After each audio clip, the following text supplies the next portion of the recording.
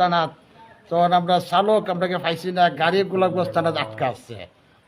সড়ক দুর্ঘটনা হয়েছে, সেই সড়ক দুর্ঘটনায় কিন্তু গোলাপগঞ্জ ট্রাক ও সিএনজির মধ্যে সংঘর্ষ হয়ে যায়, ৬০ জন নিহত হয়েছে। একই পরিবারে কিন্তু মা ও ছেলে মর্মান্তিক সড়ক দুর্ঘটনায় মৃত্যুবরণ করছেন। ওই লগে আমার শালা আর শ্বশুর বুঝছেন। এরপরে পুরো হসপিটাল তুকাইয়া পাইছি না। এরপরে আবার রাত মনে হয় ৮টার সময় গোলাপগঞ্জ থানাতে ও দুইজন লাশ লইয়া আইছো, তখন দেখি যে আমার শালা আর শ্বশুর। আর তারা আসলে দুইজন, মনে হয় আরও দুইজন আসলে সম্ভবত। তো ওই পরিবারে একটা তারা মা মেয়ে দুইটা, আর আমার এই পরিবারে তারা ওই লাগিয়া মা ছেলে ৬০ মারা গেছেন।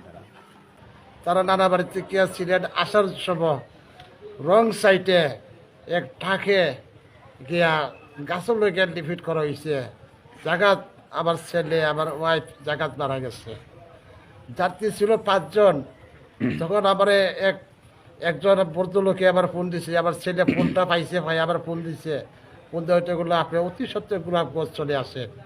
তখন আমি জুড়ে গেছি আপনার বন্দর ফুলের মুখে আবার ফোন দিছি, কইলাম ঠিক আছে আমরা গাড়ি তুলিয়া পাঠাই দিছি মেডিকেল।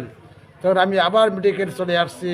চলে আসার পরে দেখলাম ২ জন যাত্রী এখানে আসছে, কিন্তু ড্রাইভার কি প্যাসেঞ্জার তাও আমি বলতে পারবো না। লাস্ট এবার আবার একটা মহিলা আপনার তালতলা ক্লিনিক, তার ডেড বডি আমি খবর পাইছি।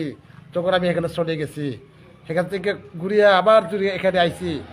আমি চেক করে দেখছি এই মহিলা আমার না। তখন আমি তার কইলাম তোমরা আবার প্লিজ দেখাও, তালা খুলিয়ে আবার দেখাও, দেখি আমার লোক এখানে আসেনি। তখন লাইট এসে আপনার 11টার সময় একজন আইনজীবী এক দারোগা সাহেব উঠে বললো, ঠিক আছে আপনার 2টা মানুষ আছে গোলাপগঞ্জ থানাত। ঠিক আছে, আমি ঠিক আছে গোলাপগঞ্জ থানাত আমি এখন চলে যাই। আমার কাছে